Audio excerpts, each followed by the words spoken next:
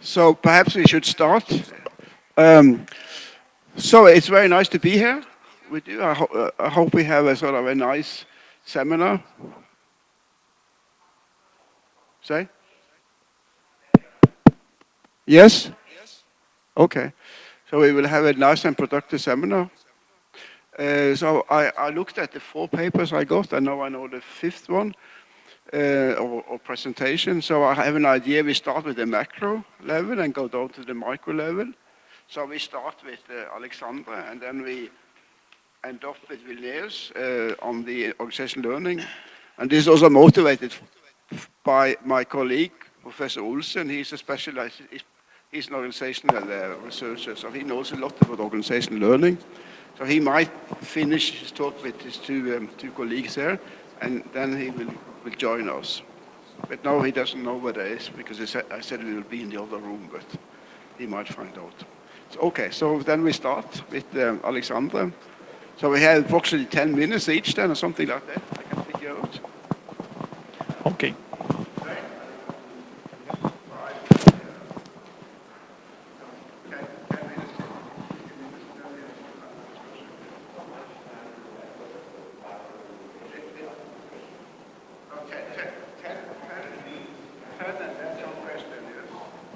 Vocês podem me avisar sobre o tempo? Se estiver acabando o tempo, podem me avisar sobre o tempo. Pode tirar uma também. 10 minutinhos. Eu vou usar bem menos, né, para ter as considerações. Okay. Can I start here? A little nervous. It's a great pleasure to be here, speaking with Professor Bjorn. I will try to explain in English. Okay, it's not a polite English, but I will try to explain everything. I brought a clue, so it's going to help me. My thesis is about public policies and regional initiatives to support regional development. I am a first-year student of PhD in economics, so I'm still building the concept of my project, and I think it's going to be very helpful, your tips. Talking a little more about the region I want to focus. It's the Paraiana region, micro-region. It's about 200,000 inhabitants. It's not a great region in Rio Grande do Sul. You can see it here in the south. It's about 1.5 hours from here, from Porto Alegre, and 1.5 hours from the coast. So it's very well located. It connects the mountains here to Porto Alegre, so it's very helpful for tourism. The main activity, as we can see, is concentrated in industry, mainly shoes manufacturers. About more than 2/3 of people that are employed are working with shoes manufacturing, almost this stuff. Almost everything in Paraiana is related to shoes, including me. So it's very important for us to understand how this industry is working with innovation. Sorry. So, knowing how important innovation is for a shoes company, I really want to understand how can public policies and regional initiatives or innovation support in Paraiana be improved to positively increase or influence regional development. How can it be fit? And as a research question, the aim of research question that I say is still under construction, is to analyze public policies and regional initiatives for innovation, support in Paraiana, comparing them with other cases, successful or unsuccessful. I think they both bring some knowledge, and generating the possibility of improvements that will impact in regional development. That's really relevant. Why is relevant? Paraiana region has its economy based mainly on leather shoes companies, as we saw on the other graphic. A lot of people are working in the industry. With the crisis that is facing the sector in Brazil, the number of unemployed grows. You don't see a lot of companies in Paraiana anymore. In the past, you were able to see a lot of shoes company. Nowadays, don't see a lot of companies, but you can see great ones, great players, companies that employ a lot of people, and because they use a strategy related to innovation in products and methods and process in the past. So they are very competitive nowadays. And innovation represents a way of these companies to become more competitive. And this directly impacts on the regional population, creating more jobs, generating more possibilities. Public policies support innovation, give voice to the population, impact on regional social development. Especially when you talk about entrepreneurship, when you talk about new firms, creativity, it's important for the regional population to have a better ecosystem. At the core of development is research, technology, training, infrastructure. Especially this point, I think, after the readings we did to build this proposal, that policies, initiatives are important to build a better structure for companies or for people to expand their creativity or create a better innovation ecosystem. And regional development is achieved through a state of that creates a better environment for innovation. That's why it's really important. Good policies and good initiatives. And finishing an innovative region is able to create more jobs, educational and cultural social actions, sustainability, access to technology, among other benefits. Create more opportunities for people. People become more proactive and when faces challenges. And here we can talk maybe in the project about social innovation. People became able to challenge social issues, social challenges that will appear in the road. As I said, it's still under construction. I'm still working in this project with my advisor, Professor Janaína. She's helping me a lot with this, and it's a great pleasure to be here. Thanks, really thanks.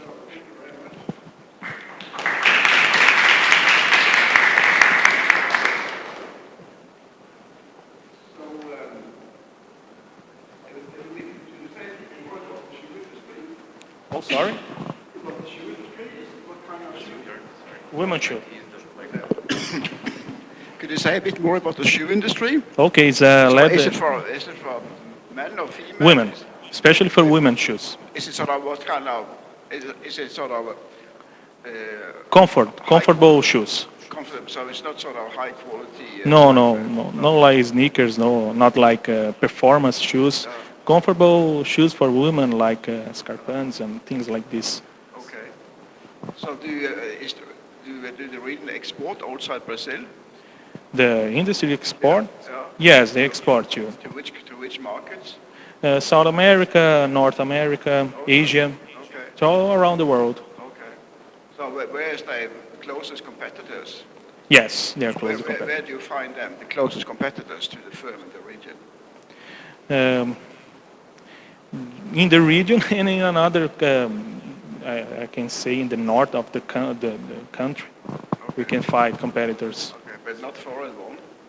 Sorry? You are not squeezed by Chinese shoe producers and things like that. You know? When you talk about price, we are challenging Chinese products, but these companies is specializing in other kind of products, leather products and Leather products. a more technological product to And of course, it's synergy because you have all this sort of production of beef meat, so you have to use the leather for something.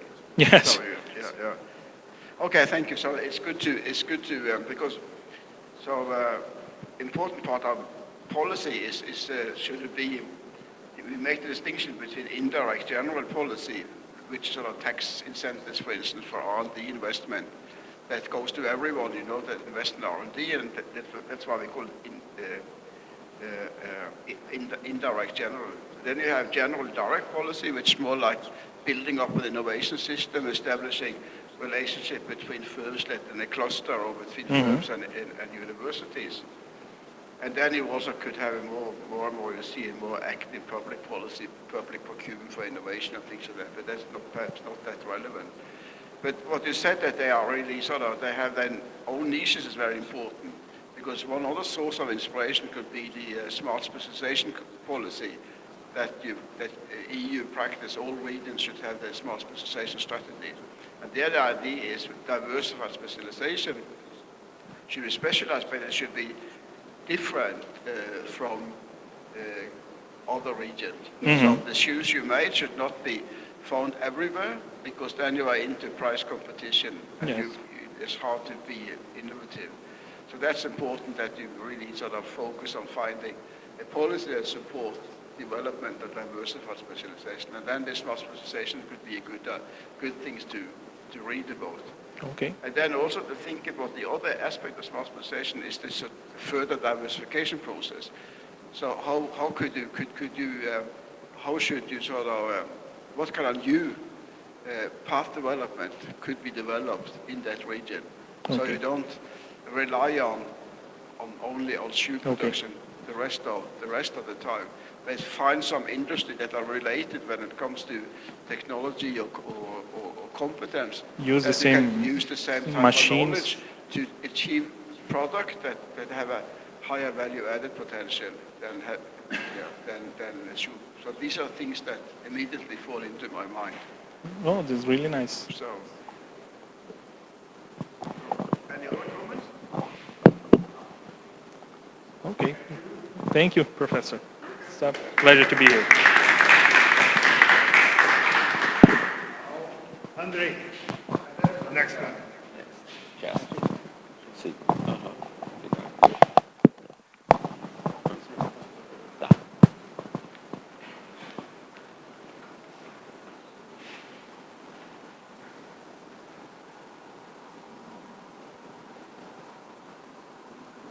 Como é que passa? Ah, tá. É verdade.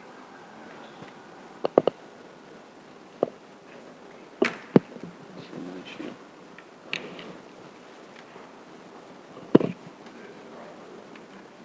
Que estranho, não tá passando. Só um minutinho. Ah. Alguém pode me dar uma mão, professor? Que estranho que ele não tá indo. Ctrl L. Tá. É que ele não tá voltando, que estranho. Ah, eu não consigo voltar, pessoal. Como?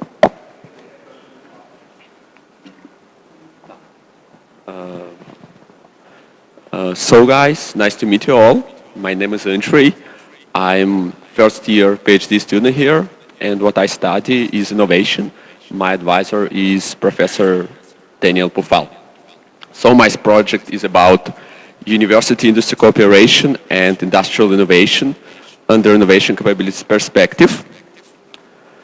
So universities, they play a crucial role in this society, and they're also really important for industrial innovation. There is, recently we saw a number of studies that show that to cooperate with university, it has actually impact on the firm results and innovation. But these studies, all of them, they were conducted in innovative economies.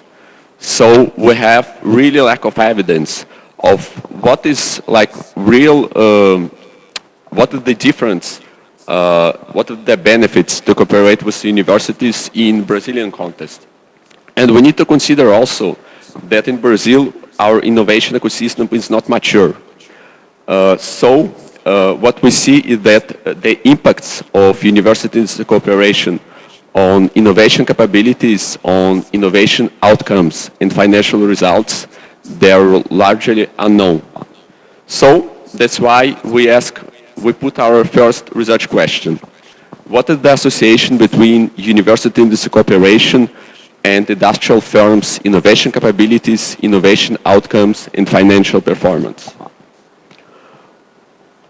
Also, we need to consider that there is many types of engagement like between firms and universities. It can be like consultancy, it can be education of personnel, research and development, and the like. Recently, we saw this classification of university industry cooperations by Schaeffer, like these five items like training-oriented, service-oriented, research-oriented, these macro categories. And that's why we ask our second question. Is there any configuration of university industry cooperation that are associated to superior innovation and financial performance of industrial firms that are engaged in cooperation? When I say that, I mean like within those firms that cooperated with universities. So our method will be like twofold. We will apply two surveys. The first survey we will apply with the companies that cooperated with universities. Then we will calculate the ratio of companies per sector, age, and size. Why? Because in Brazil, the companies that cooperated with universities, they are not evenly distributed. So you have some sectors like food sector, which have like more companies that cooperated. That's why we will first calculate this ratio, and then we will apply the second survey with those companies that had not cooperated with universities, respecting these ratio levels. In this way, we will control for size, age, and sector. Then there will be bivariate analysis, like ANOVA, Q quadrado, Q square, in order to compare innovative outcomes, financial performance, capability of two samples. Also, we will perform the regression analysis in order to check for possible association between different types of cooperation and innovation capabilities, performance.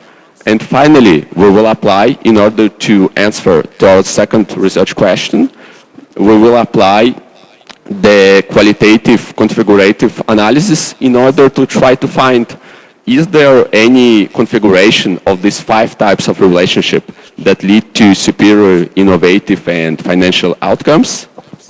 In order to perform this survey, we will base on the research group national census, which point out that there is 660 industrial firms that cooperated with universities with 500 relations. The population of firms that are not engaged in cooperations, we will just find from industrial associations that we have here in Brazil.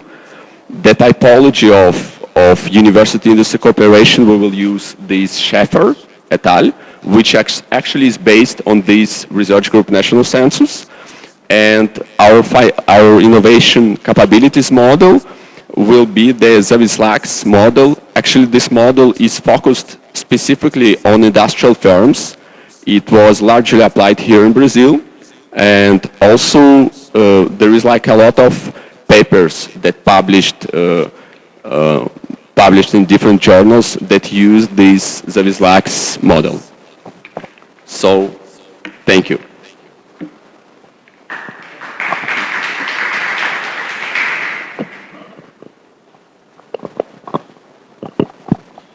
So, thank you very much. I like the research design. It's a very nice design. What I think that is, in a way, this Schaeffer typology tells you a bit about, is it indirect type of thing? Training is an indirect. You produce human capital. That you can make specific courses, but that you can also train relevant people, like if they need that and that type of student with knowledge, you know, you can have courses that direct that. And this is still the most, generally the most important support. But then you have the direct relationship also with the R&D collaboration. And that could be done in a different way. You have this sort of, you could have more like a linear model that they just supply sort of R&D result, but you can also have interactive learning where it goes a bit back and from. And that's very much dependent on the type of industry. Of course, the big and the small, you know, there's big industries in Brazil that intensively have this collaboration, like the oil industry and like the aircraft, like Embraer, for instance. They have I believe have very, very strong relationship with university when it comes to R&D. And then you have, uh, let's say, when it comes to startup, you have high-tech startup that, for instance, in biotech and nanotech and things like that, they are depending on outcome of research. But then you have more small firms that more it's like engineering based. And if you look at surveys of those, the university rank very low when it comes to support for innovation. And it's much more important with suppliers and customers and that sort of thing. All that. And then you find universities 5 or something of importance. And this has to do with the way they do innovation. We make the distinction between sort of science, technology, innovation that are more depending on science-based input. And then you have what Lundvall, my Danish colleague, called Dewey using interaction that are sort of doing using interaction. So that's more like experience-based knowledge that you find in engineering-based industry. So in a way, if it's possible to add this sort of size and age, and also what kind of industry it is, So is it an industry that really basically do innovation based on experience-based knowledge, or are they science-based? So because it depends on what kind of statistics is, but then you could make more sense of the outcome. You can explain more precisely so what to do, because all type of industry need more knowledge to develop, but the type of knowledge is different. So that's very important. So with university going to support this different industry, they have to have a diversified type of strategy. So I use my knowledge bases, I make a distinction between analytical knowledge base, which is science-based, and synthetic knowledge base, which is sort of more engineering-based knowledge. Also a way to make sense of this. So I don't know if it's possible, but if it's possible, I think it could be valuable. So, Professor, you think that in this thesis we should focus on specific types of industries, or we can It's more to make sense if you get results that sort of these firms collaborate sort of extremely often, and this one very little, and this one not at all. So if you know what type of industry it is, yes.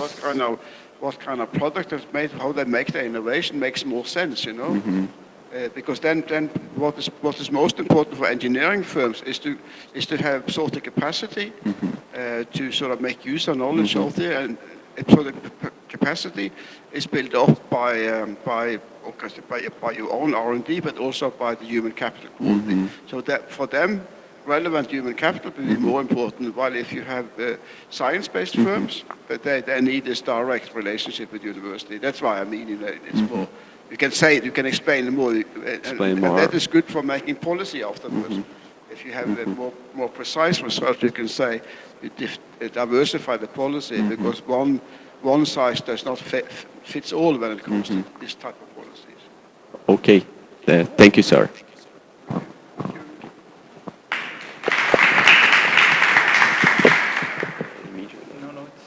It's Nate. Me? Can be. I'm not prepared for this, but. Oh, it's time.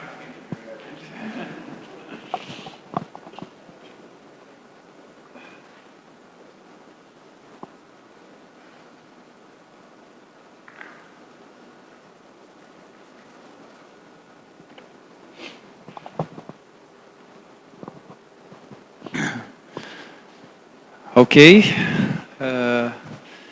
First, it's a pleasure to present to you this idea. I say idea because until this insight is not a project, is until ideas of my PhD project. Well, this idea emerged from my dissertation work. We observed that many startups, new technology-based firms, have the capability to grow, develop innovation, but something happened that they not grow. They not survive and they die and they disappear. And we have some insights about this problem, né? And the basic problem of my research is NTBF growth a result of the environment, the influence of innovation ecosystem and institutional issues on strategic capability building?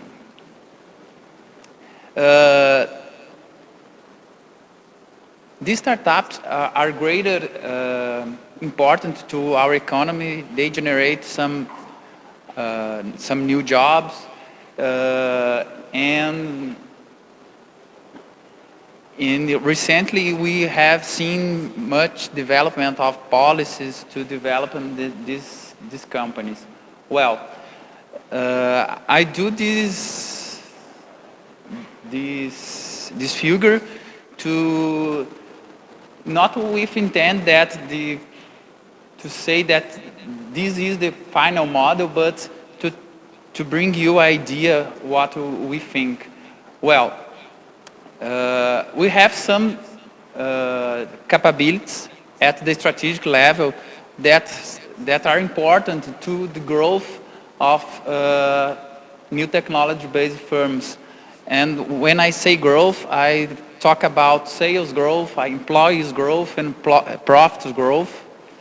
But increasingly, although they have these capabilities, they not achieve the growth.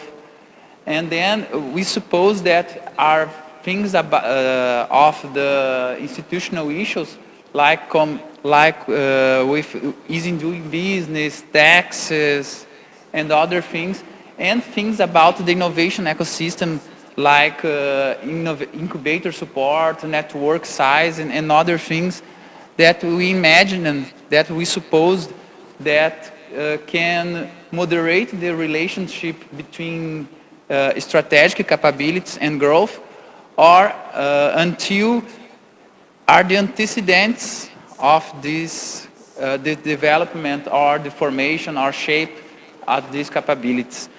And then we propose to analyze how these institutional issues and innovation ecosystem shape or influence the development of these capabilities that lead to NTBF growth. And now I'm starting to revisit the literature about the dynamic capabilities, absorptive capabilities, and I expect that until next January, finish this revision and have a more defined idea. Thank you. And excuse me for my nerves. So thank you very much. I think the research framework is quite have potential, definitely, and I think it's a nice way to look at things. And clearly, you point at factors of great importance, these institutional issues, and also the innovation ecosystem, all the type of support programs that you find, and that this is in many studies shown to be quite sort of determined for the success of high-tech startups, different types of sort of direct and indirect support. You can also perhaps draw on these old ideas of so localization economies and urbanization economies, because like a cluster, for instance, that innovation ecosystem develop into a cluster where you find sort of a population of similar, not necessarily identical, but other high tech, they can learn from each other, especially if they're not directly competitors. But literature also shows that if you are located in the big cities, then you can draw on all the sort of diversity of resources and ideas that you find in the big cities.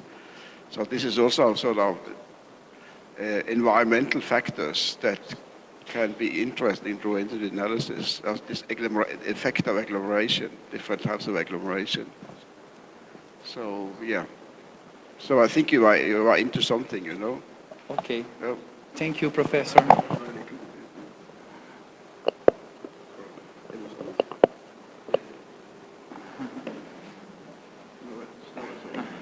Obrigado, professor. Oh, thank you.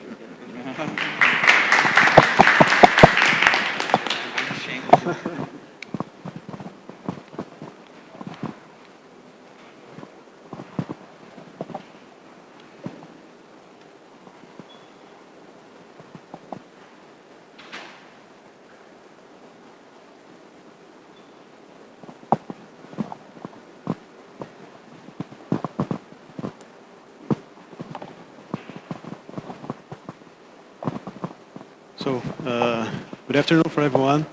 Uh, this is just the idea, as the same of remedium. It's not a idea discussing with my advisor, but let's go what happened. Yeah? let's see. The idea is the influence of innovation ecosystem on knowledge creation and organizational learning. And just a little introduction. We know that in ecosystem, resources are shared and knowledge is one of them. And just for contextualizing, a century in IB startups reports show that in Brazil there are 10 communities spread for 7 states, and one of these states is Santa Catarina, and this state has the highest startup density.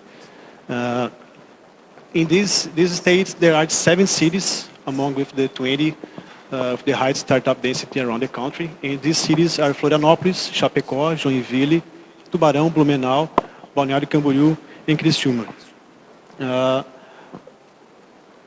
This is two images from Florianópolis. Florianópolis has the highest density of startups. And by the way, startups is the capital for Santa Catarina. So if you understand that in ecosystem knowledge are shared, I understand that organizations can create knowledge and can learn it too. So when you look to the literature of knowledge creation, it's hard to find a concept of learning. Then it's the same to organizational learning. When you look to the literature, it's hard to find a concept of knowledge creation. Besides that, studied that both fields are rare and little is no theoretical and practical advances of this relation. So to understand this relationship, I pretend to find out how the Brazilian innovation ecosystem influences the knowledge creation or organizational learning in a context of startup innovation strategy. And to do that, I pretend to apply a qualitative case study in the Florianópolis ecosystem.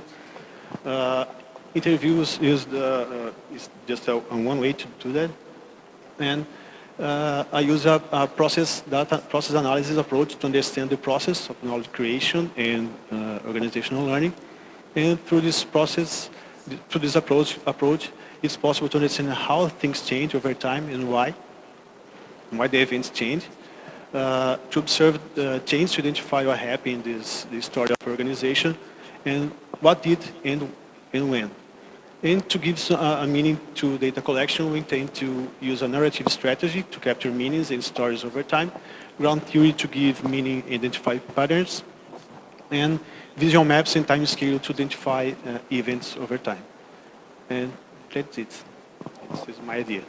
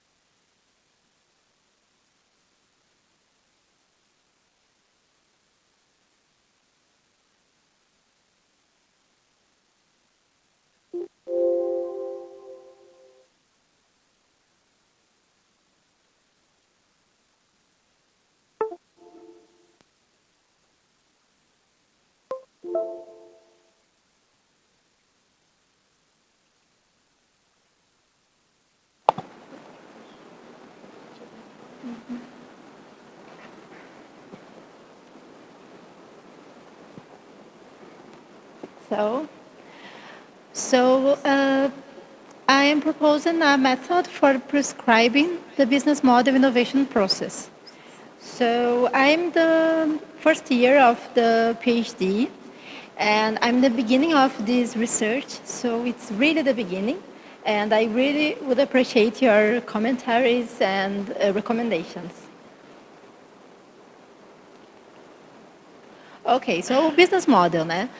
Business model explain how companies do business. It is really important when we understand that we have another kind of environment. We have environment that includes internet, includes no barriers between countries, and because of this, we have many ways to deliver and to create value. So business model explain how we create and deliver I'm sorry, how we create and deliver value to stakeholders. And in the beginning, we wanted to understand how to analyze business model. How to analyze this? What's the method for this? How we can understand this creating and deliver value. But then, now we see that business model as itself can be understood as innovation. So we have innovation in products, we have innovation in process, marketing, and in business model itself. So what does it mean? What does it mean, business model innovation? It means that we have a configuration that represents novelty. Could be a novelty in the content as the business model, as the way that activities are shown, are presented, the structure. So then we are saying that the way that activities are connected and articulated, and governance, that we are saying that we have to understand which actors are performing these activities. If it's a company, if it's a partner, and maybe can be the client itself. So if you articulate a way that the person that is performing the activity is different than it used to be, you may have a novelty and you may have an innovation. So business model innovation is a streaming that it have been studying in a long way. But if you see some cases like, I don't know, I could say like Nespresso, it's a case. Apple case, when Apple and had iTunes and iPod, and they deliver a different value proposition, we would say that they innovate their business model. But I think that, and we are seeing this in some studies, that it is easier to understand when you innovate a business model. because then you are seeing what happened, the outcome that happened well, that had a great success. But how did a company accomplish a business model innovation? How is this process? What are the key activities, or who is involved to, how can I say, to help this company or to promote this kind of innovation? It's not easy. So because of this and because of some studies and the major studies are trying to see business model innovation at a time, I'm trying to see the process. And here we have literature review from 2016. It's Foss and Saebi. I think that Saebi is from Norway. Do you know her? It's a researcher from Norway. Saebi. Tina Saebi. I think so. Isn't it? Yeah? Okay.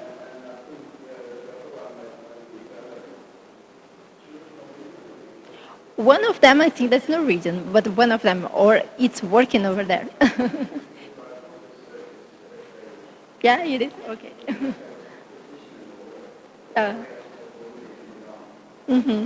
Okay.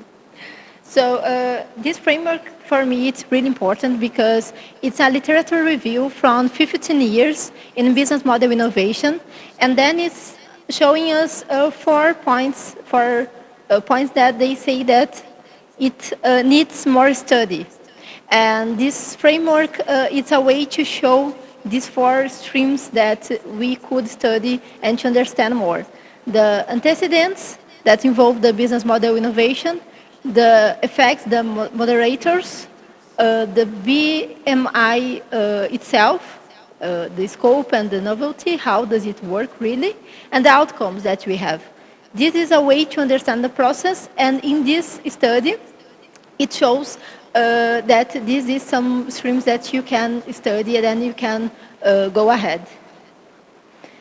So, look at this. I created this framework, just another way to see it, that framework that was proposed. I'm sorry about this. I was trying to fix because the translation and I couldn't do this at time. But what we understand, we have the business model innovation here. We have some antecedents that they can be like the culture, the company culture. But when the business model innovation is happening, we have some moderators then can make the business model change. Like, we have another competitor. We have another competitor, and then we have to change the way that you do business. Kind of. We have like to change a little bit in the value proposition. So we have to have a strategic reflection on business model. You have to change this, and probably you will try to innovate. It's not translate, but you will try to innovate. And if you get this, you will have an outcome. Outcome that can be like market share or another outcome to prove that you could innovate your business model. But this framework, I think that's a process. Because of this, it's a circle. You are always trying to innovate, and you are always trying, or you are trying because you want to, or you have to change your business. How can I say? In some years, because the environment are complex and is changing every time. So it's a circle. You are always going and having to change to try to innovate. So, in this context, I propose a method for prescribing the business model innovation process in a way that you are not understanding the business model innovation at one time, but you are trying to understand how a company do the business model innovation. How is this process? we are trying to use the processual approach to understand this in time. So we will use interview to understand what happened before that time and how does it change around the years. And there is an overview of the method. So it's really important to describe between them and to understand the business model process, the business model innovation process. But if we could create an artifact, would be better. If we could prescribe how does it work really, and if we could to give to a companies, I don't know, a roadmap or some advisors or some, how can I say, some suggestions, recommendations to how to improve and how to innovate would be better. So because of this, we are proposing a design science research method to propose an artifact that could also project the business model innovation and to evaluate it. So this is an overview of the method. I won't explain everything, but just to see the exploratory phase, that is the moment that we will do a literature review to create this framework and that framework that I propose to improve it and to understand which companies they have to be in this study to create this method, to create, to propose, to apply, to evaluate, and all this that we have to do to make sure that the method that we are proposing, it is usable for the companies, it is easy to use, and that it can be applied to different brands. This is really important. So this is about the development phase. And then the consolidation phase, that is the method construction itself, that it is the primary artifact, and the study writing, that is the way that we communicate the results. So this study is still in help me please, preliminary, you know, again? Yeah, phase.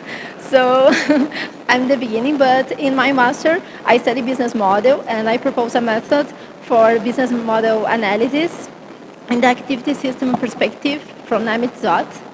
And now I'm trying to understand the business model innovation as a process. So I'm trying to bring what I learned with design science research that I thought that was really interesting for business and management, because it's a way to connect with practice and trying to see if it helps companies to accomplish innovation or just to look different to innovation, especially business model innovation, and to connect, especially to connect the theory and the empirical data together, because in business models we have seen that there is many works, theoretical works, papers, and there is some empirical data, and when they talk, they don't talk the same languages. I don't know why, but there is some literature reviews that are saying this. So this job, I hope that it can fill this gap between the empirical work and the theoretical work. Then I think that design science research is a method for this. Because of this, I think that's a good idea. So now I'm open to some questions, and I think that you have many questions. I don't know if I can answer everyone, but please.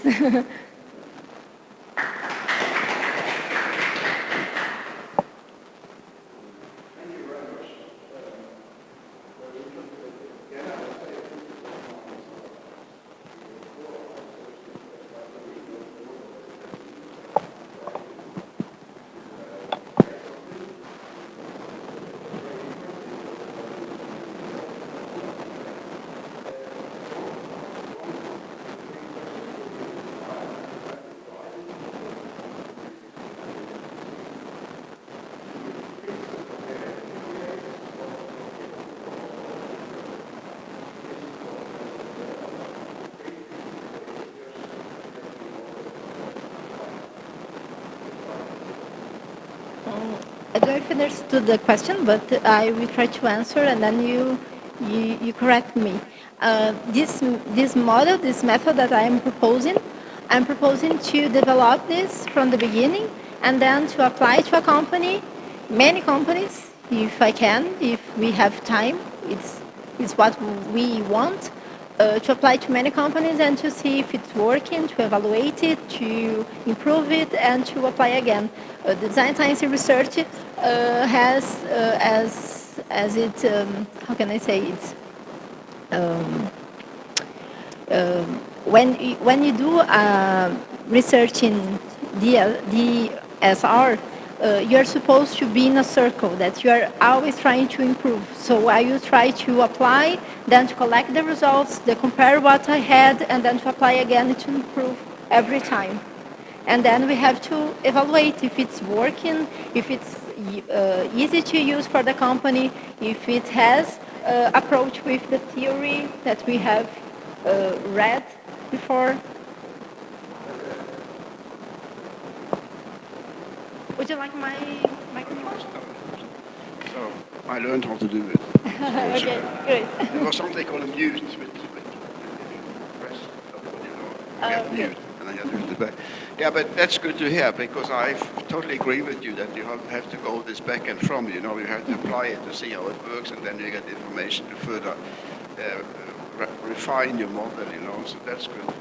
But when you're doing this different context up there, and I saw that you referred locally to stakeholders and not shareholders. That's a very important distinction, Mm-hmm. and that has to do with also with the time perspective, So you said stakeholders, and that's much broader than only the shareholders, which is good, which I think you should think about. And then the short-term perspective, the long-term perspective, because that from how I see it, then will influence also the business model you apply. And then also the type of economy, because, I make distinction between platform economies like the United States and manufacturing economies like we have in Europe. So a platform economy, especially when you have sort of shareholders focus, is very sort of short term, you use new technology to introduce new business models. We work, for example, as the last non-successful example, Uber is a good example, isn't it? We use new technology to create a new business model, and Airbnb. But I think if you have a manufacturing industry, that's totally different thinking that you need. So I did like this idea of hidden champions that originally I think Simon introduced it in the end of the 60s, but that John Besant from Exeter has sort of taken up also. These sort of firms that have a focus on innovation right from the beginning. They start by doing their R&D, and they always have a focus on innovation that are lasting for a really long time. They survive year in and year out, but they are hidden. So people don't know about it, like they know about Apple and Google and all this sort of thing, type of thing, So I just sort of being a geographer originally, the importance of context, type of industry, type of economy, things like that, I believe could also be important in your studies working on developing a business innovation model. So take it for what it is, from a non-expert. Okay. So it's this. Yeah, thank you so much. Yeah, you have any question? Okay, thank you.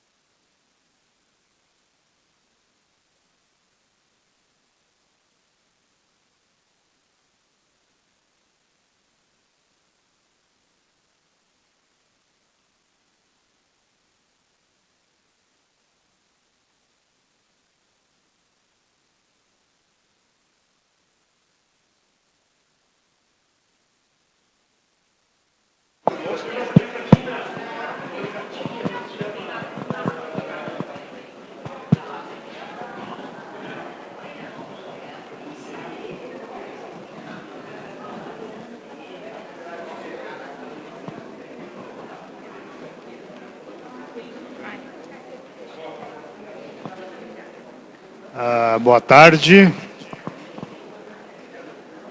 Good evening.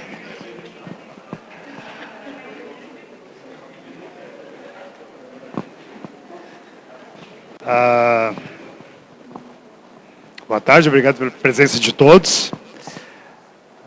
Temos aí um evento bastante importante que está ligado a um projeto de pesquisa que nós temos, né? Sorry, are you speaking in Portuguese a little bit? Yeah. I can start speaking Norwegian, perhaps? Yeah, maybe. Yeah. É um projeto de pesquisa que nós temos em parceria com a Universidade de Stavanger, da Noruega, que estuda ecossistemas de inovação e interação universidade-empresa. Bem, vou pedir para a Cláudia dar as boas-vindas a todos aqui, né?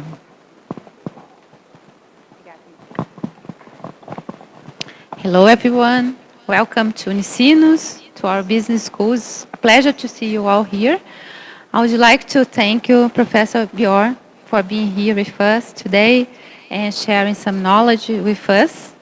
And you have a mutual interest about innovation system, but a focus on regional is very important. Usually you think about internationalization, sometimes you forget about our region and the impact that is very important to developing our city and our region. So I would like to ask Elisa and Danielle to talk a little bit about Professor Bjorn, about this seminar and about the project. Then you can be in the same page.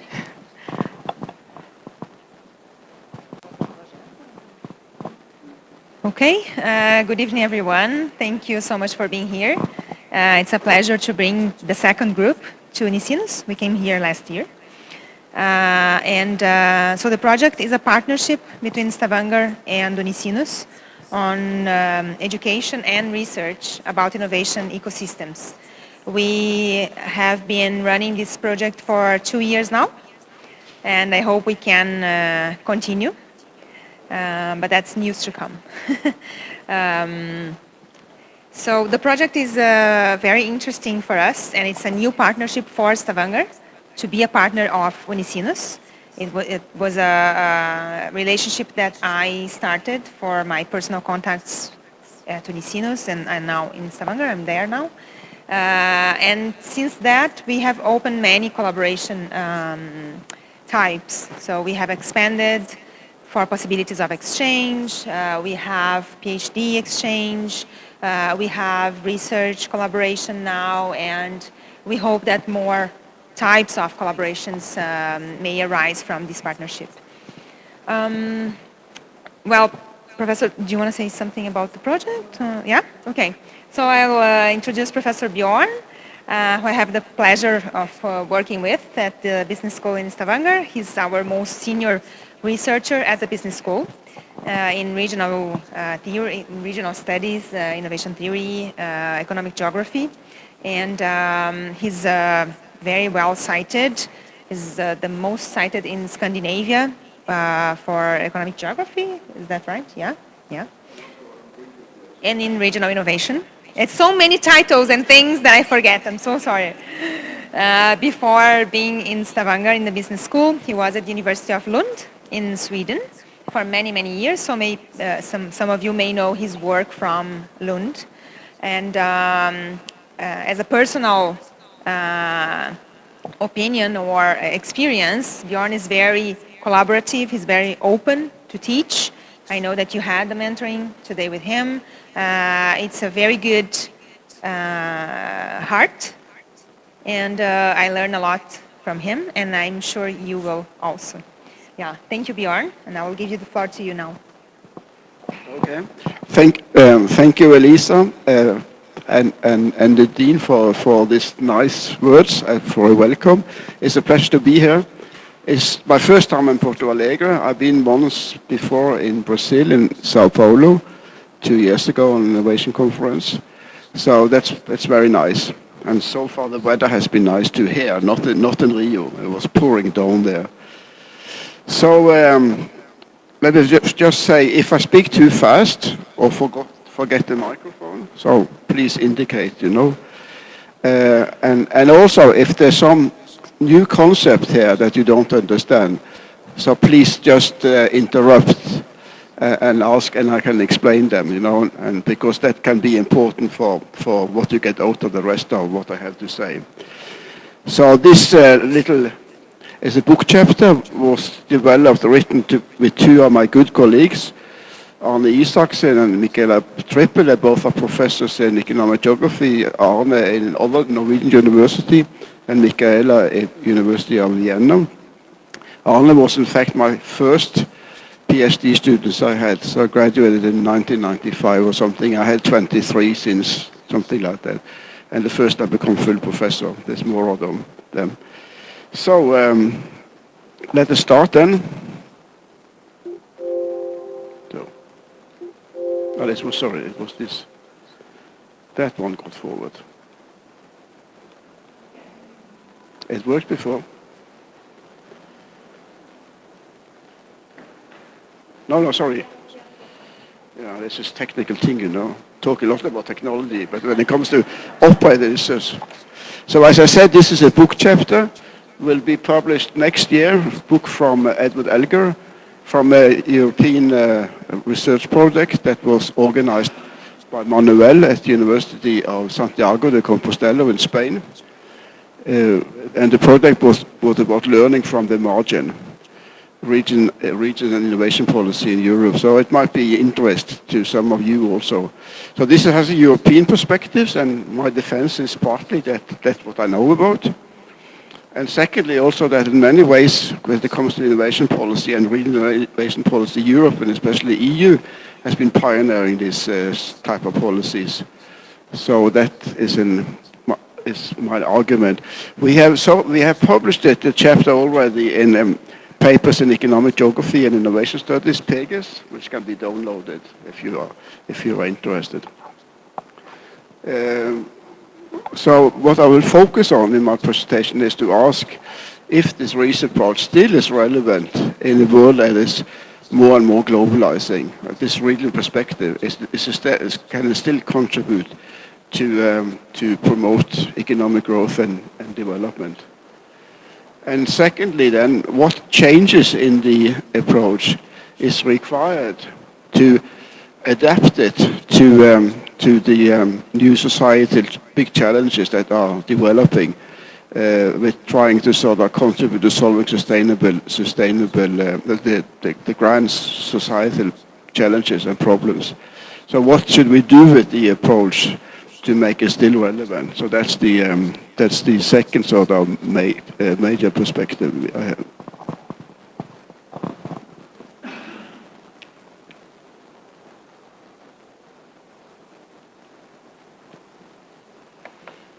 So just to put in the context, I'm using this, which is not quite well known, the three framings of science, technology, and innovation policy.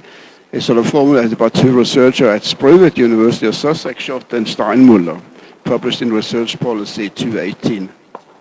So the first framing is a focus on R&D. Until 1970s dominate, but still in many places, which I will come back to, it's still quite important. And it's still important for certain type of science-based industries. And the second framing is the National System of Innovation, which I would say peaked around 2010, but still is extremely relevant in implementing policies. And the third framing is this, what they call transformative change. It's focusing on how to solve grand societal challenges. So the research approach obviously is derivated from the second framing and coming to dominance in the 1990s. And still is very relevant, as I said, for instance, in the smart specialization policy of EU. So what is the first framing? Is mainly to correct market failures, because you know that knowledge is a public goods, and private companies will underinvest in spendings on R&D. So the society has to sort of come in and compensate this to fund R&D at university, but also at companies. It's a linear model of innovation because they have the idea that everything starts with R&D, and then you go with applied research and development work, and you get a product that represents innovation that generates profit and employment and growth. So that's the linear model, very simply put. It's a very supply-based policy because there's no really huge consideration of how can this be used or not by industry? Is it relevant? What needs to be done to increase the sort of capacity of firms in different sectors? So that is sort of more or less totally ignored, and this is one of the big problems today also, because the research in EU, they still promote this linear model of innovation in their innovation policy. And this is more or less brutally said a waste of money in the moderate and especially the modest innovative region in Europe. That is the most region in Southern Europe and in Eastern Europe. Because the business sector does have extremely low R&D. So they don't have the capacity to make use of that research to generate innovation and employment and growth. So that is a big sort of restriction. It's hard to find. Sorry. It's really hard to find any direct implementation in regional policy, because at that time innovation policy was not considered to being an aspect of regional policy. Regional policy was about transportation policy and some sort of sector policy and things like that, but didn't think innovation in a regional perspective. What come closest was idea from growth pools from Peru, the French regional economist, and growth centers from Mueller and Hirschman. But it's not directly, but they had sort of indirectly the innovation perspective. So the second framing is this innovation system, and that was developed by a working group in OECD, where also Chris Freeman from SPRU, a very sort of senior figure for many, many years, he said no in innovation research, and their aim was very broad. You know, the aim was to formulate a dynamic competition policy. So to argue that a country's competitiveness globally was not primarily dependent on the wage level, but it was dependent of the learning and innovation capacity of that society. And this means that you could really promote the capacity to competitiveness of countries and regions by promoting their capacity to do innovation. So this comes out of this.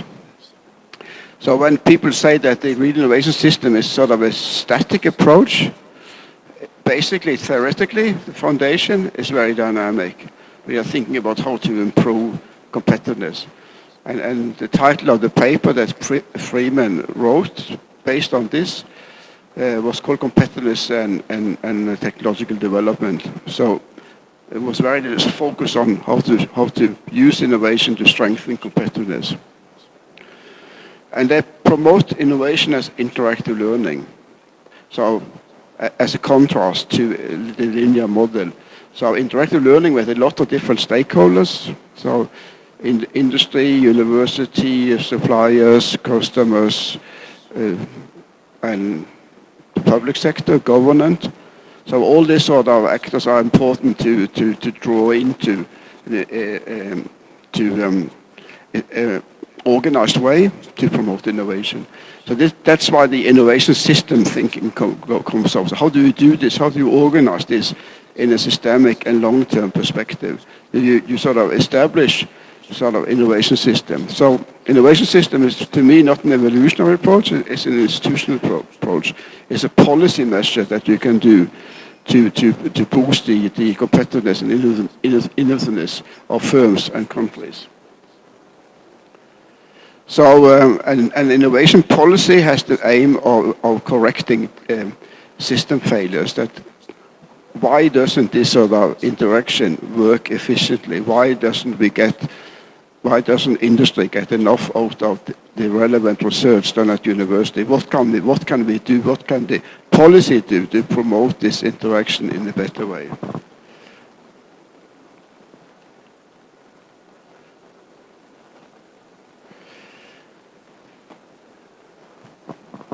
So the regional innovation system approach first became manifest in policy initiative promoting technology transfer between university industry.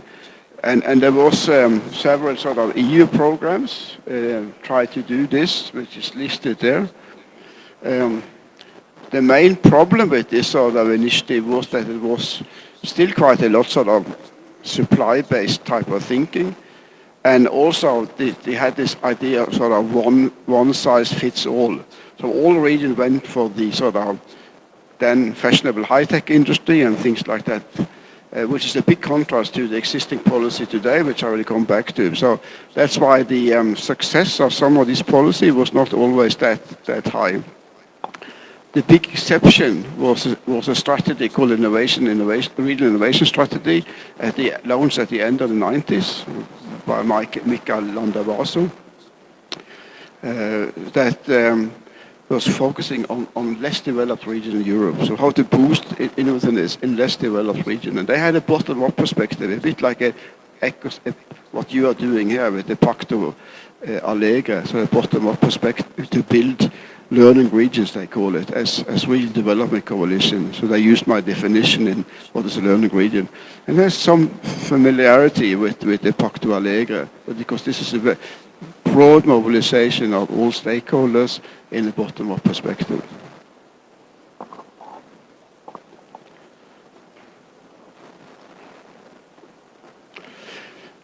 And also this is a place-based. More and more you had the development to get away from this one-size-fits-all type of policy. You had to be place-specific to take the time and space specificities and contingency into account. So a new step in that development was a working group set down in 2004 by DG Research called Constructing Regional Advantage. So I was part of that. I was the rapporteur. Phil Cook was the chairman. And the main message of our work was to promote competitive advantage through innovation-based differentiation strategy. So creating sort of unique products and services with the view that this can be achieved in all types of region. But that was not easy to accomplish because, as I said before, the research was very sort of linear focused in their approach. And I think we used the two first meetings to convince the EU Commission that if they really want to have an innovation-based policy that was relevant for the heterogeneous sort of landscape of the European region, rank for the really top innovators to the modest innovators, then it couldn't have this sort of linear focus because that would only benefit the region that already were innovative, not the other one, as I said before. So we managed then we succeeded in convincing them. So then what we come up with was this a broad and place-based innovation policy, implying that competitive advantage should be constructed on the basis of uniqueness of firms and regional capabilities. And this was in many ways a forerunner of smart specialization policy as we have today. And that is a policy that was launched in 2014 and is still running and will be running in the New Horizon program also.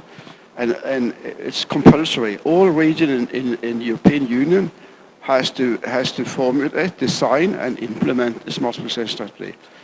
Otherwise, they don't get access to structural funds, which for many regions in Europe is a very, very important source of investment in R&D and infrastructure and education and everything, you know. So they're forced to do this. And they're very sort of strict requirement of how to formulate this policy. And in that way you can say it's the single largest attempt of having an orchestrated innovation policy ever.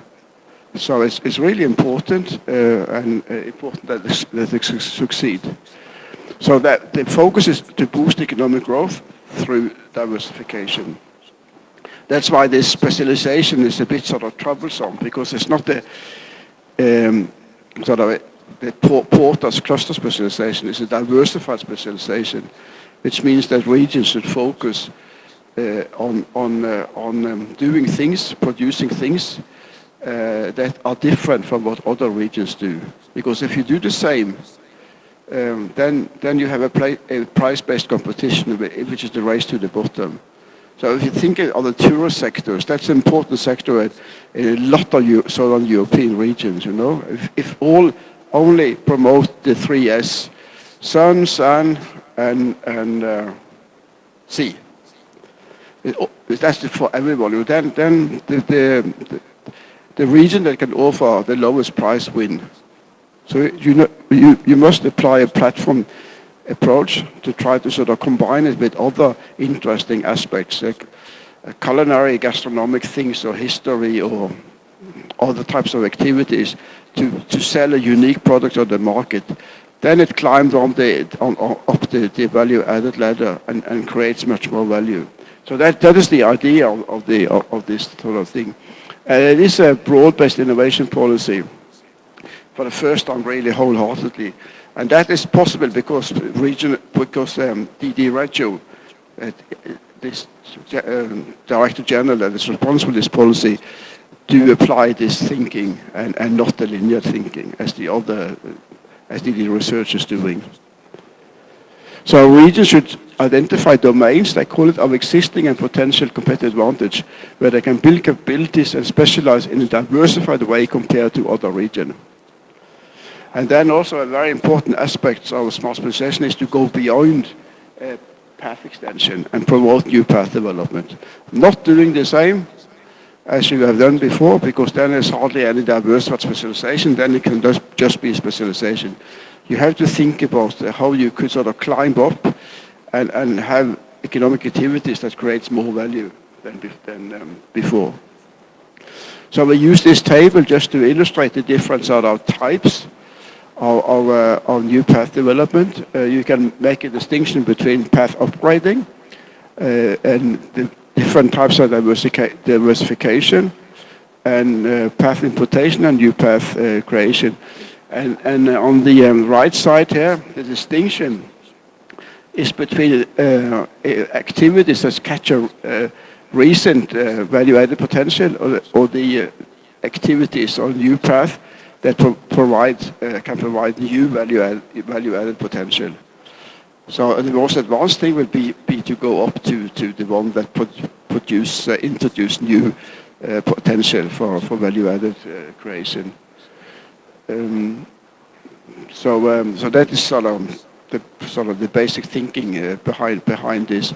And I think this model and this thinking of smart specialization is very relevant and applicable to a lot of regions. You see that also countries and regions outside the EU is applying this. And I think EU has now the radio collaboration with Brazil. I can't remember now, I saw a presentation in Brazil that the region is trying to apply this thinking. It's not really gone to the Sul, it's another region, but I can't remember which. Say? No, in Brazil, one region in Brazil. That they collaborate with Brazil, EU now.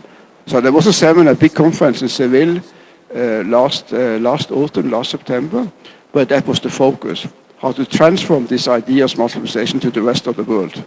And there was representatives from Brazil there. So this is an important way of thinking. The other important aspect of this is, sorry, that was not wrong. Aspect is what I call entrepreneurial discovery process. And that's the mechanism, I think, how we can sort of make. So how this sort of could be taken forward? Who is the actors that are going to try to sort of implement and implement this idea on new path development? So there are sort of, because they want to have a sort of micro-based and also bottom-up initiative here. You can say it's top-down because EU say you have to formulate this, but the implementation of it should be bottom-up. And they call it entrepreneurial discovery process. It's very important to think broad about what is an entrepreneur. So not only the Chamberlain business entrepreneur, because in many regions in Europe I have experienced, there's no entrepreneurship among business, but you can find them in the public sector, you can find them at universities. So we are thinking, or the people I work with, on the trinity of agent perspective, the trinity of change agents. You have Chamberlain business economists, you have institutional entrepreneur in universities and public sector, and you have place leadership. And all these actors could do this entrepreneurial discovery process, see new possibilities, try to sort of implement this new possibility. And very often also you can see that they combine roles. So in some regions you see Chamberlain entrepreneurs that also are place leaders, you know. Sometimes you see university people that also is place leaders.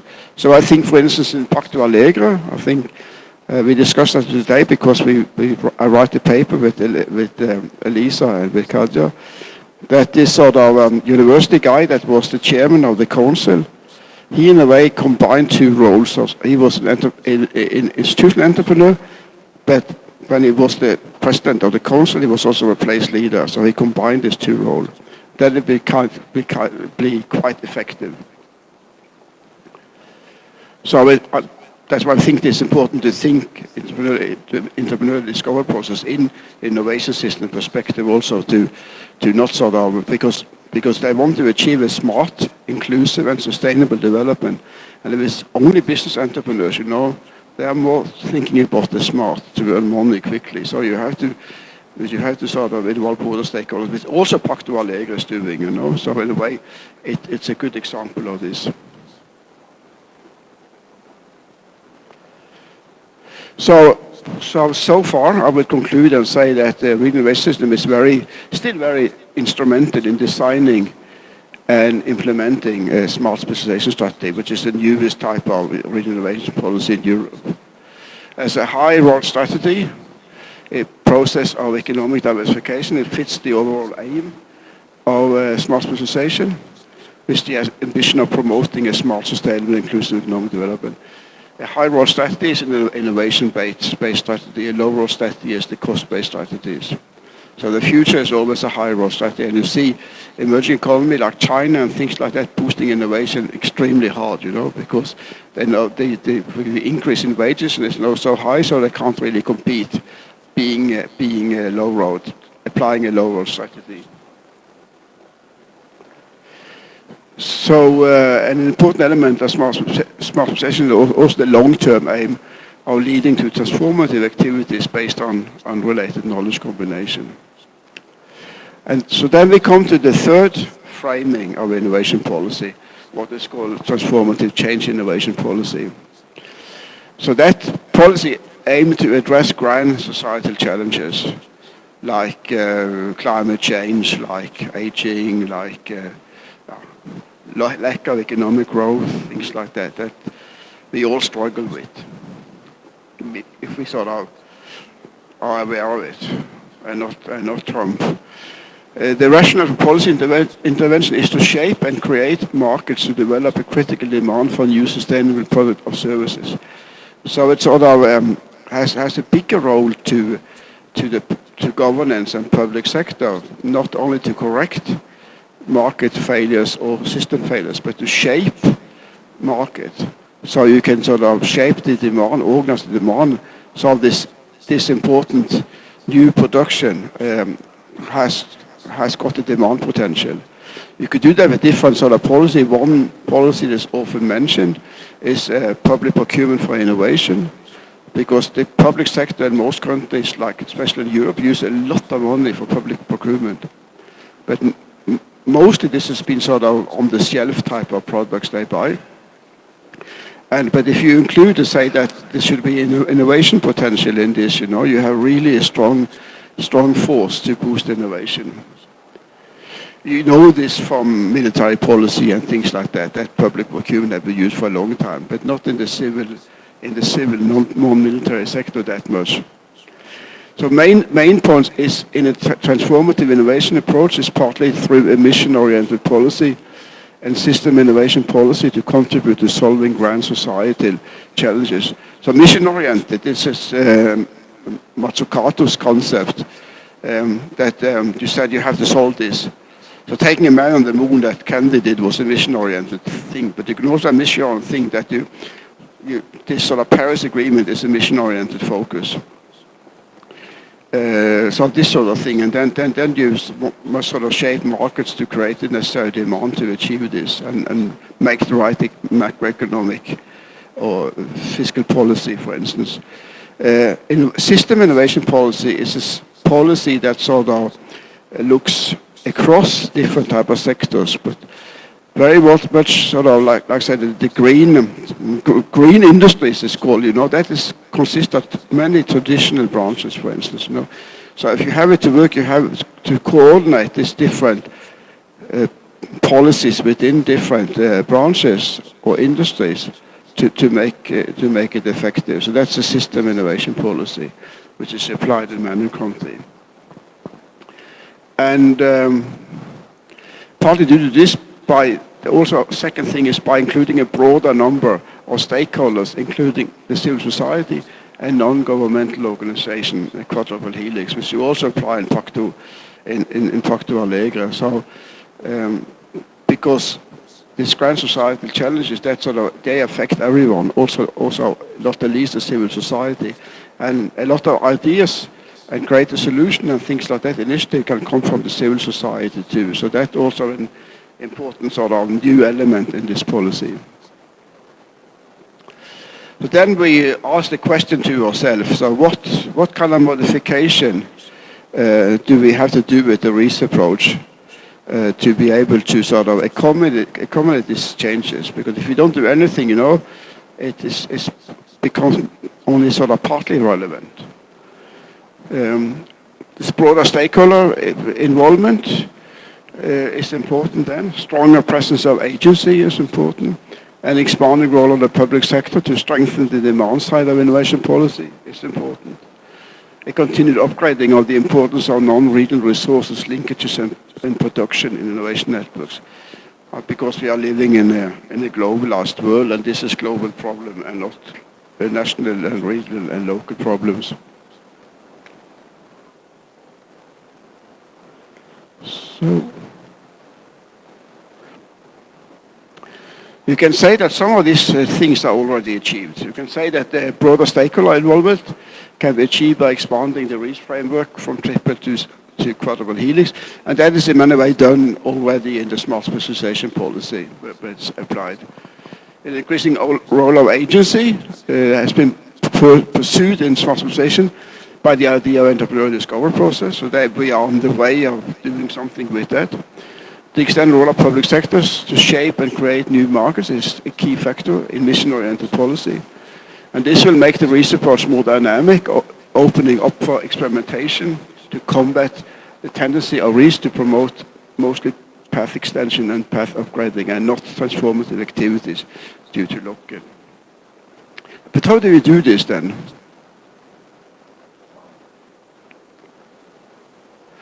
It can be sort of, broadly speaking, of three main types.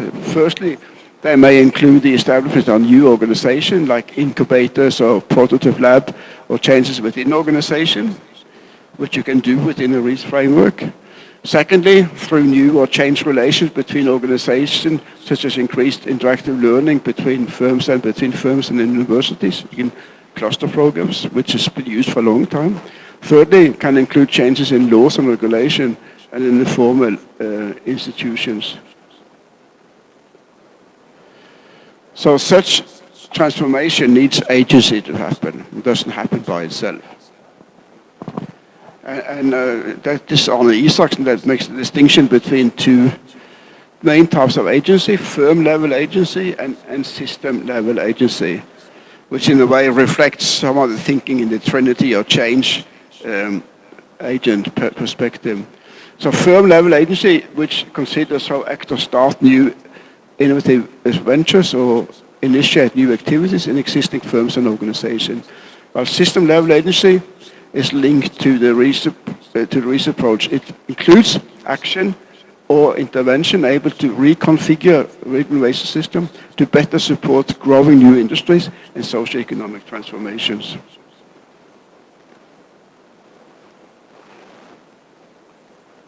So this distinction between firm levels and system level agency can provide basis for two different trends to transformation.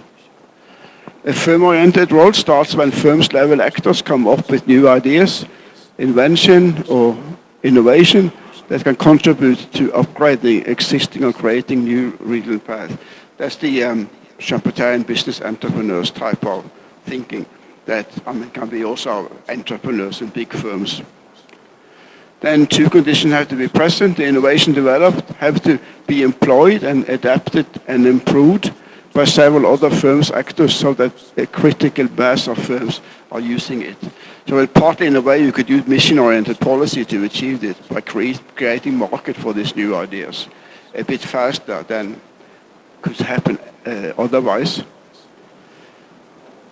And there is needs to be transformed to better fit an emerging or altered regional path. So when you see this sort of action by firms, you know, then the system has to adapt to that to stimulate and supply support. And the other route, the REACE-oriented route,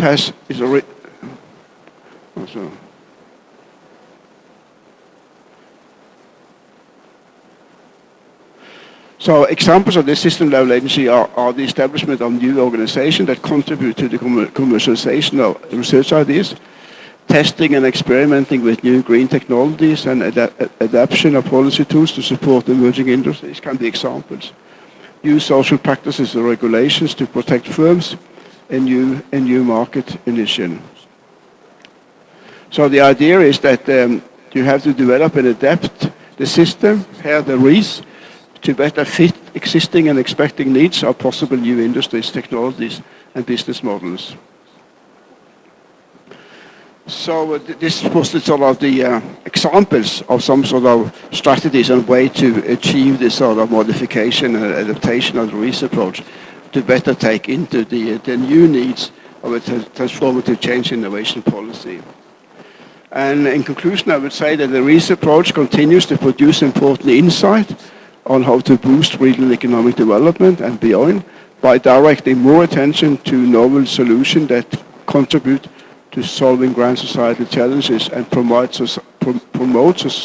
societal development broadly. Advances of the concept pay more attention to the direction and desirability of innovation and change. So mission-oriented policy is an example that you started thinking of direction. So where should sort of the policy, innovation policy go in the future? What kind of things should it support? So that's these are the ideal direction. Take account on new innovation actors not covered by the traditional triple helix approach. The civil society, which is incorporated in the quadruple helix approach, and outline how to think about and promote REACE dynamics to reconfigure the regional organizational and institutional support structure to meet and solve current and future economic and societal problems and challenges. So I would like to draw your attention also to a sort of new book published this year by the three authors here, An Advanced Introduction to Regional Innovation System. Edward Elgar, this is in the new series of Edward Elgar in Advanced Introduction, which is sort of meant to be a short textbook for advanced students, not more than 150 pages. So it's quite cheap in paperback also. Okay, that was all. Thanks for the attention.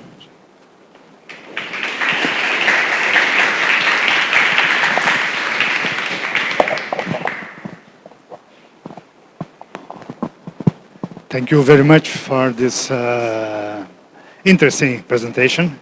We have 10 minutes to have some discussions, some questions. It's possible, yeah. Here, Bianca. Thank you, Professor. Congratulations for your presentation. I have two questions.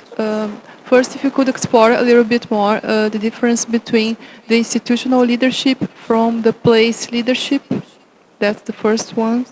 And the second one, here in Rio Grande do Sul, in the whole Brazil, we have cities, regional projects, development projects, but there are some regions which the cities, they are like 1 hour up to 2 hours, one city from the other. So you see, we have a geographical void between those cities. On the countryside of our city, of our state, as an example, our region, which borders Argentina and Uruguay, Campanha, Fronteira Oeste. So there they have projects, the RSI projects, but these voids, it's if you could comment on your experience, maybe some examples on regional development projects. What is the greatest radius, you know, between cities and that they succeeded on that manner? So to the first. To the first question, you know, you can be the typical institutional entrepreneur in a university is a researcher that really transform internal structures. So it can be try to develop interdisciplinary or transdisciplinary research, for instance. And often to do that, you need strong collaboration between different departments. And if you're able to break up this sort of department structures, you know, which is very hard because faculty and department is as old as history, more or less, you know, it's very rigid structures. But if you were able to sort of break those down to make this sort of new unit that are functional to this interdisciplinary research, that are necessary to solve grand societal challenges, because all grand societal challenges are interdisciplinary. And then multidisciplinary thing is not enough. You need at least to have interdisciplinary and often transdisciplinary also research. And to support that actively, you need to do this with the organization structure of the university. But that's a typical institutional entrepreneurs within the university. And if it stopped there, you know, it's not place leadership. So it's more like the university person that has this, often they will have this sort of background, they are entrepreneurs. If they go into sort of the municipality, or they do like this example here from Pacto Alegre, they take on the director of the council that launched this new sort of idea of making this Pacto Alegre, this bottom-up alliances, then, which has the ambition to solve problems in the region, to create a smart, inclusive and sustainable development. Then they go from sort of just looking inside the university to take responsibility for the development of the city and the region. A local example from Stavanger is that Stavanger is the sort of oil capital of Norway. So the whole thing started there in 1970, around then. And all the sort of important national institutions, the National Oil Company and the Regulation Authority, and also the big companies, international companies, had their main quarters in the Stavanger region. And this probably would not have happened if only because the Stavanger was the closest city to the oil reserves. Traditionally then it will go to Oslo, because that is the capital, there we find the government. And this was a very, very proactive, conservative mayor that was an engineer with a big construction firm. That was very entrepreneurial, as an institutional entrepreneur, but then as a place leadership with the ambition to develop Stavanger as the oil capital of Norway. And he was very, very successful. And that was why the main building at the university has his name, Arne Rettedal House.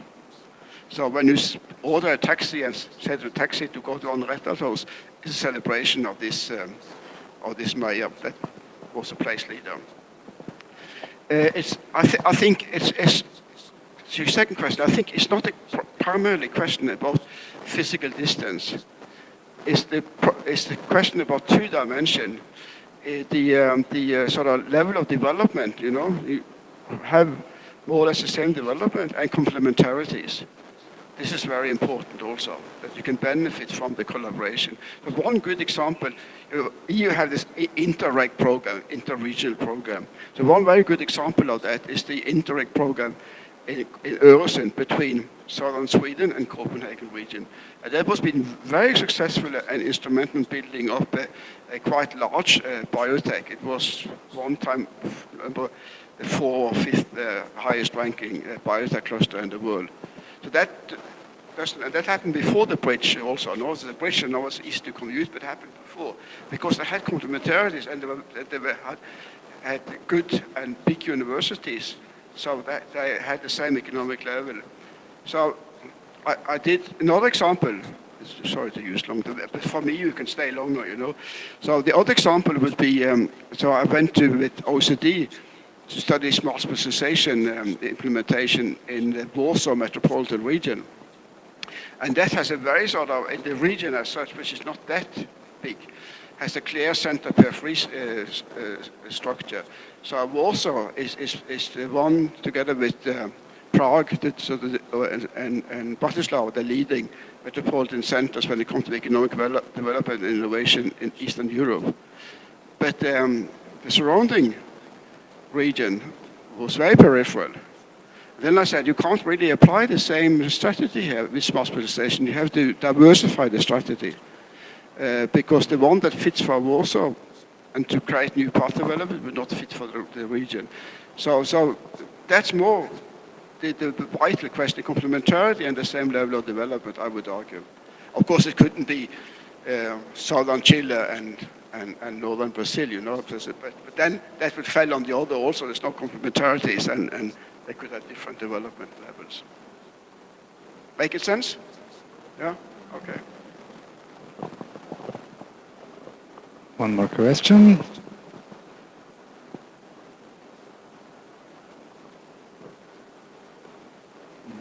And I always say either it was very boring and it was sort of, or everything is understood, so you don't need to.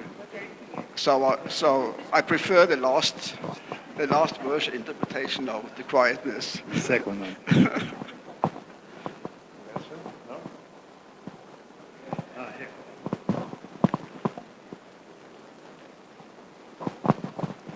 Thank you. I'm Paulo Zavislak from the Federal University of Rio Grande do Sul. Nice to hear. We were together 2 years ago in the INSISPO conference in Campinas and São Paulo. What I was thinking about is that this is something we are working with down here, because Porto Alegre is undergoing to a process such as smartness, transformation, something like that. And what we are asking at this moment is if the governance structure, how can it be built to not reproduce the same, I would say, errors, but it's not a matter of errors, it's much more a matter of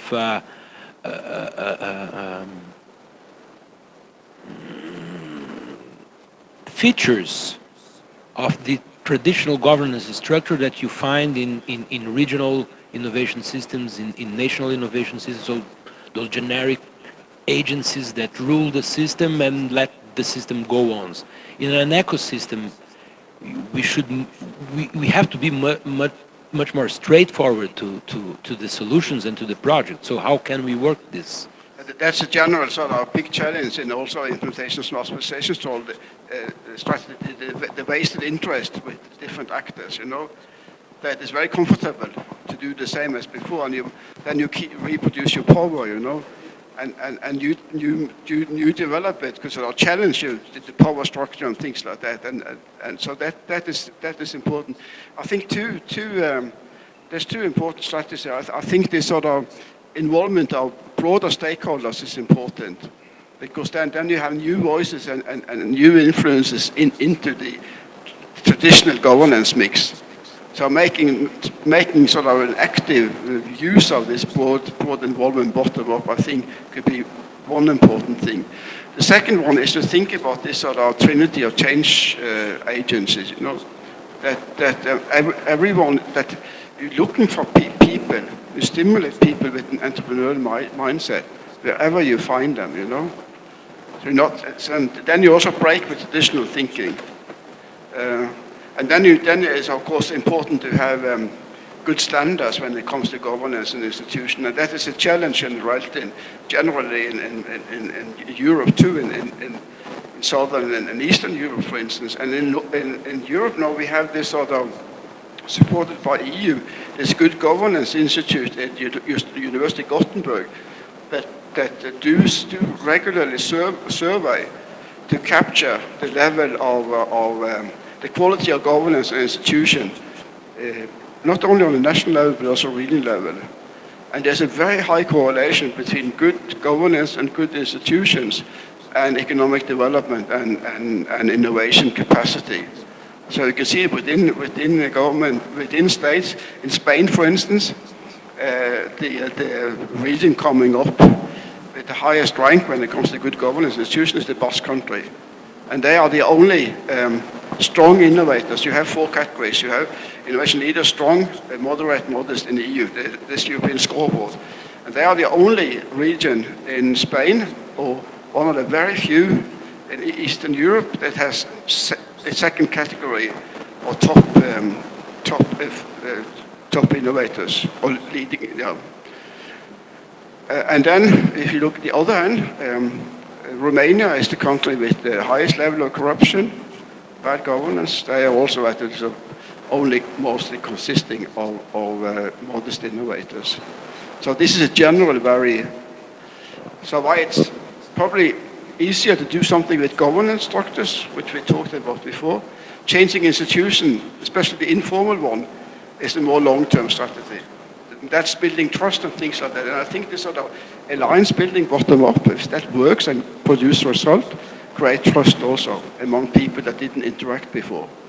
And that's very important too. So I think this Pacto Alegre, I think it can be a good instrument to achieve the things you are looking for.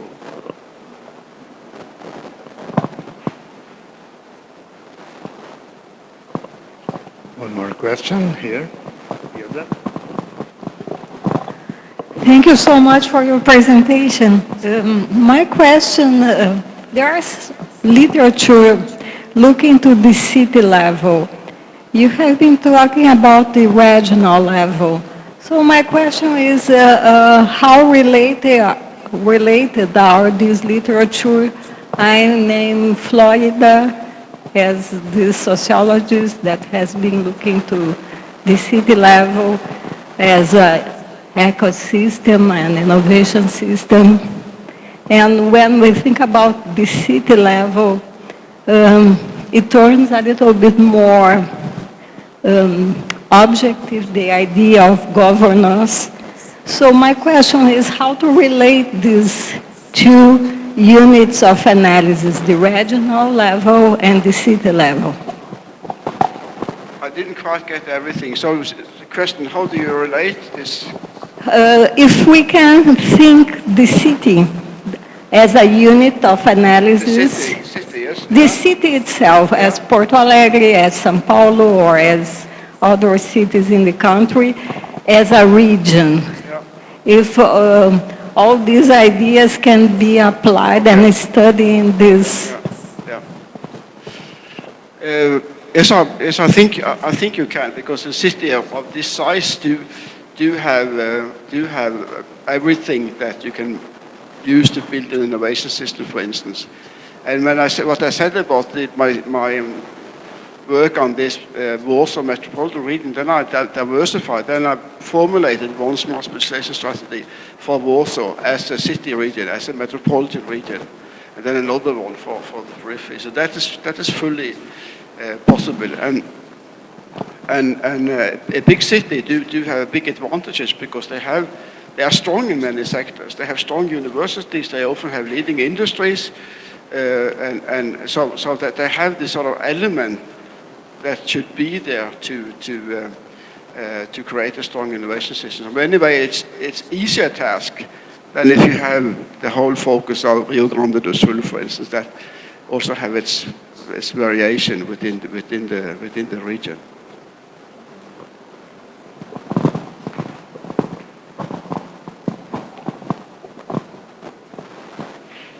More?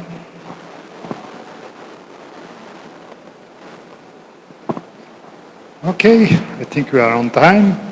Thank you very much for your presentation. Thank you for the questions. And Khadija, do you want to have say us some words? Huh? No. Okay. Okay, that's it.